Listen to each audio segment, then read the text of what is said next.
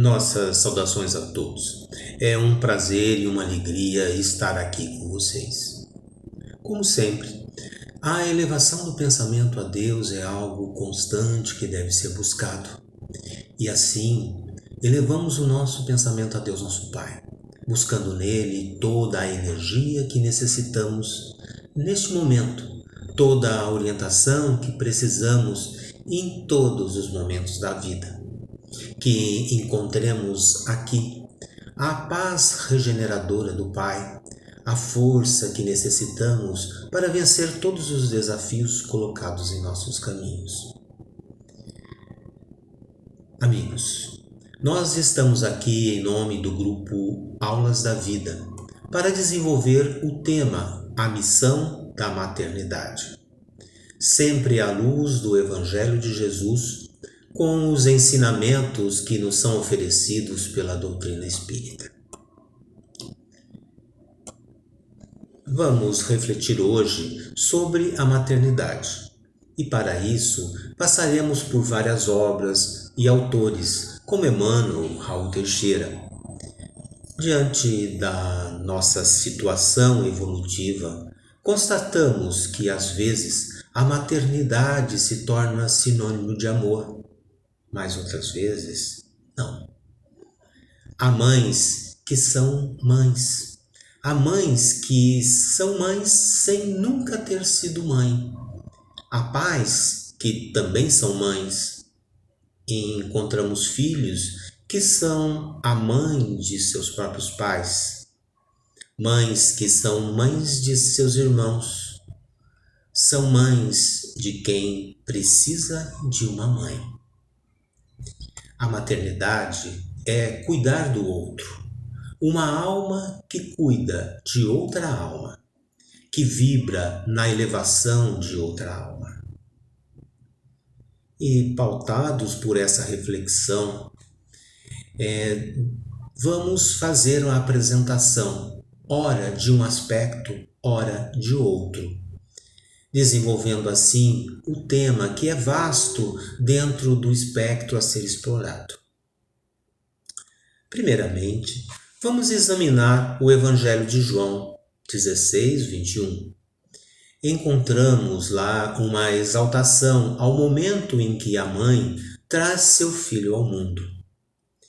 Ele diz: a mulher, quando está para dar à luz, sente-se triste, porque é chegada a sua hora. Mas depois de ter dado à luz a criança, já não se lembra mais da aflição, pelo prazer de haver trazido um homem ao mundo. O apóstolo João contrapõe aqui as dores de uma mulher em trabalho de parto, a alegria, contrapõe a recompensa ao êxtase de receber seu filho nos braços.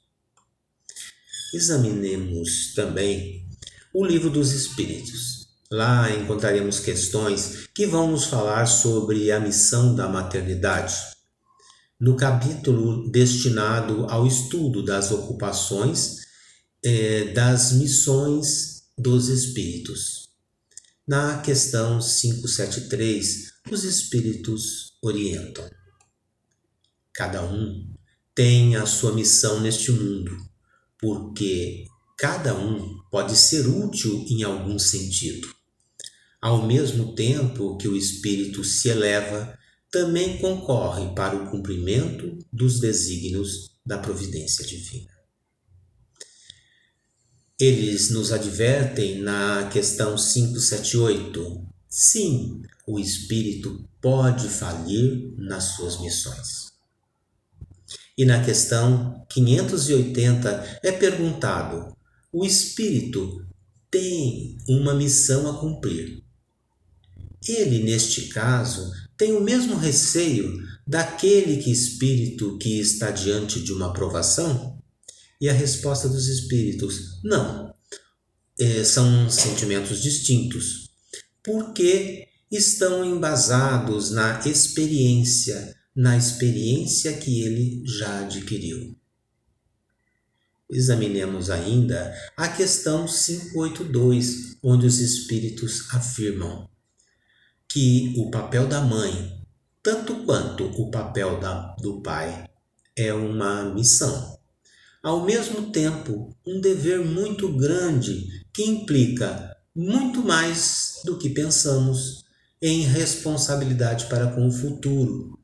Deus põe a criança sobre a tutela dos pais para que estes, pai e mãe, dirijam-na no caminho do bem. Ainda consultando o Livro dos Espíritos, vemos o estudo da lei da igualdade, quando na questão 820 é falado a respeito da fraqueza física da mulher. Se isso não a coloca naturalmente às dependências do homem. E a resposta dada pelos Espíritos é que Deus deu a uns a força. Para quê? Para proteger o fraco e não para escravizá-lo. Deus apropriou a organização de cada ser as funções que ele cumpre desempenhar. E vejam, sempre considerando a elevação do ser, a elevação de todos os espíritos. Tendo dado à mulher menor força física, deu-lhe, ao mesmo tempo, maior sensibilidade em relação às delicadezas das funções maternais e à fragilidade dos seres que seriam confiados aos cuidados dela. Ainda na questão 821, trata a respeito das funções que a mulher se destina na natureza. Pergunta-se: terão importância tão grande quanto as deferidas aos homens? E a resposta não poderia ser outra: sim. Muito maior, talvez. Ela é quem dá as primeiras noções de vida à alma que acaba de nascer. Verificado, então, todo o apoio que temos aqui nas obras básicas, vamos examinar alguns depoimentos de mulheres que falam sobre a maternidade e por diversos aspectos. Examinemos, então. Uma delas diz: cada um dos meus filhos, que eu recebi 3 nesta encarnação, me ensinou uma fatia da tarefa de ser mãe e me ensina até hoje, desde bebê até agora. Quando já adultos, cada um deles me dá o recado diário, todo dia, de que tem algo diferente. Conclui assim ela. Examinando então o depoimento da segunda senhora, ela diz: as nossas missões e preocupações, enquanto encarnados, variam muito de uma vida para outra, e nós temos uma preparação biológica para isso, já que somos mulheres. Mas não significa que na vida que estamos vivendo, a tarefa da maternidade seja destinada para nós. Existe um planejamento reencarnatório. É uma questão tão séria essa da maternidade que ela não pode ficar ao acaso. Então, a gente precisa compreender em que direção a nossa vida vai para que nós realmente façamos aquilo que esteja planejado. Mas lembremos, obrigatoriamente, um espírito na experiência feminina não está destinado a desenvolver a tarefa da maternidade. Vejamos o último depoimento, que diz: os filhos são, antes de tudo, filhos de Deus. Nossos filhos são espíritos imortais e com os quais tivemos um bom contato nesta encarnação, desenvolvendo nossos papéis. Pode ser que, em outras vidas, eles venham junto conosco. Com outros papéis, isso vai depender da pertinência da troca ou não, da permanência nos mesmos papéis na nossa trajetória evolutiva. Mas, lembremos, nossos filhos nascem de nós. Eles são filhos da vida divina e passam pelo nosso caminho, assim como nós passamos pelos caminhos destes na trajetória de aprendizado. Encerrados então os depoimentos, verificamos aqui um romance de Emmanuel. Nesse romance, a figura de um pai é ressaltada. É ressaltada porque possui a delicadeza e o devotamento que são atributos comuns às mães. Na realidade, a maternidade e a paternidade, como explica o Livro dos Espíritos, são duas missões possíveis a espíritos encarnados. A gente passa por uma ou por outra para aprender a cuidar, com o objetivo de sermos cuidadosos, cuidadosos conosco, cuidadosos com o outro, com a qual compartilhamos nossas vidas. Nesse romance, o romance citado de Emmanuel, que se chama Ave Cristo, temos a oportunidade de compreender o que significa cuidar no sentido amplo, espiritual, que transcende o papel de pai ou o papel de mãe, mas que é o papel de um espírito cuidando de outro espírito.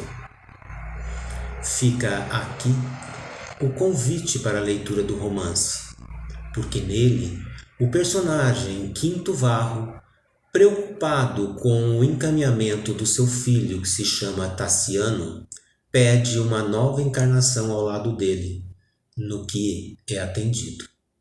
Na nova encarnação, amigos, Varro encontra muitas dificuldades em seu lar. Sua esposa, chamada Cíntia, contrapõe-se veementemente a ele e deseja criar o filho, Tassiano, que é um bebê ainda, sem a influência do pai. Nosso comentário a respeito do romance encerra-se aqui. Fica então o convite à leitura. Examinemos então outros conteúdos. Que mistério é esse que envolve as mães? Pergunta de difícil resposta, não é mesmo? E não existe uma única criatura no mundo que não haja experimentado o envolvimento de sua mãe, seja envolvimento positivo, amoroso, seja um envolvimento negativo, lamentável, doentio. Mas ninguém escapa à presença da mãe. Alguém pode nascer sem a presença do pai, mas impossível alguém nascer sem a presença da mãe. A mãe, essa criatura tão especial, que muitas vezes até nos atormenta a vida, porque está desejosa de nos impulsionar na vida. Muitas vezes nos abafa, querendo proteger-nos. E desse modo, verificamos o quanto é importante essa figura.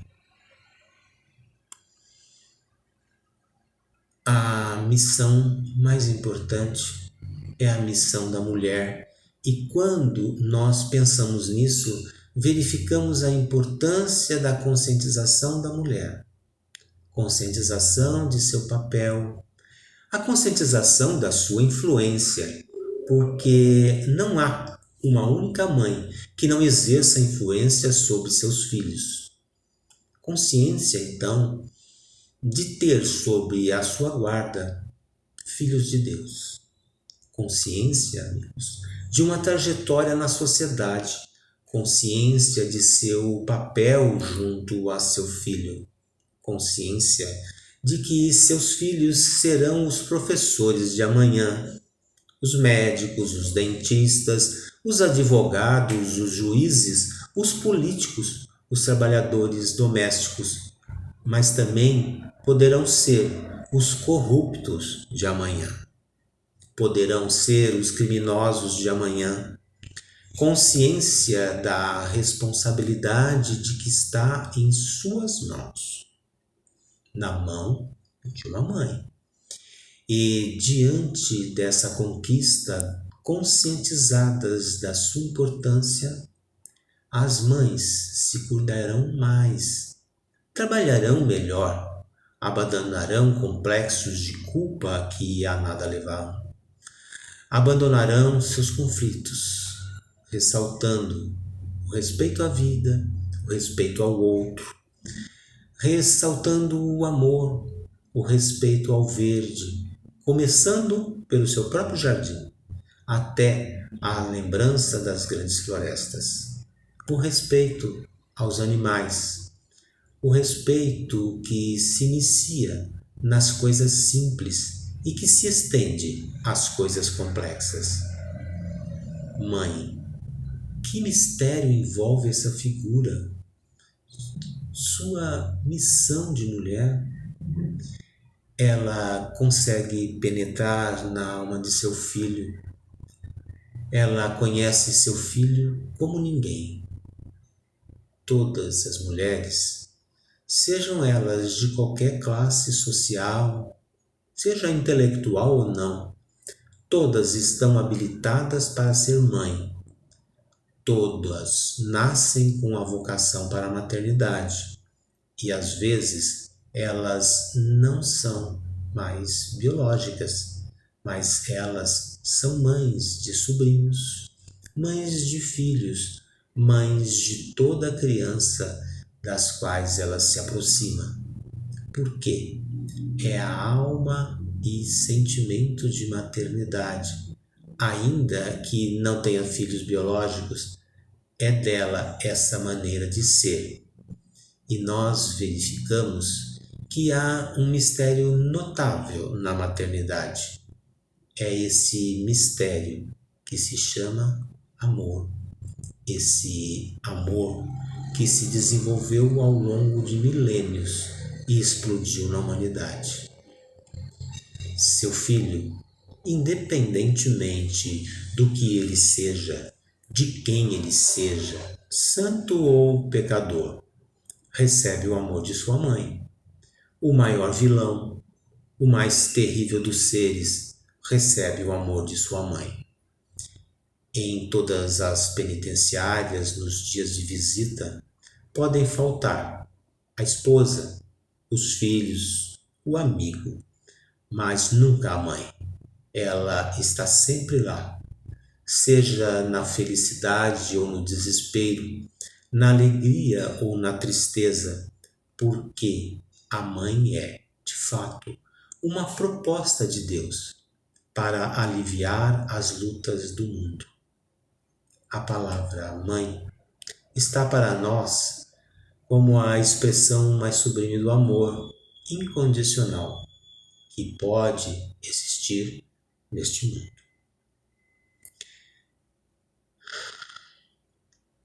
Apresentaremos agora, já finalizando, uma história a respeito de uma mãe. Um dia, ela aguardou quem tanto ela esperava. Eles chegaram, envolvidos em luz, seus 2 filhos estavam ali. Primeiro um, depois o outro.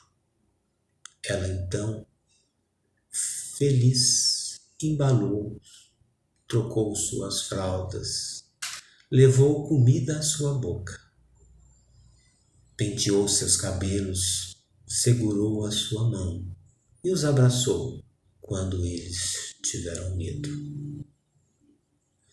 Porém, o tempo passou rápido, seus filhos se tornaram adultos, os cabelos tornaram-se brancos, seu rosto foi expressando o tempo, as marcas do tempo. Suas mãos trêmulas, um certo dia, se esqueceu de onde morava. No outro dia, esqueceu quem eram seus filhos. E os filhos, então, trocaram suas fraldas, levaram comida à sua boca, pentearam os seus cabelos e seguraram suas mãos e a abraçaram quando ela teve medo. Os seus filhos tornaram-se então mães de sua mãe, no exercício pleno da capacidade que é inerente à alma humana, que é a capacidade da maternidade. Neste momento, então, amigos, agradecemos imensamente a participação de todos. E em nome do grupo Almas da Vida, desejamos muita paz. Enquanto a mãe cantar ao lado de um bercinho, a esperança cantará para o mundo. Agradecemos.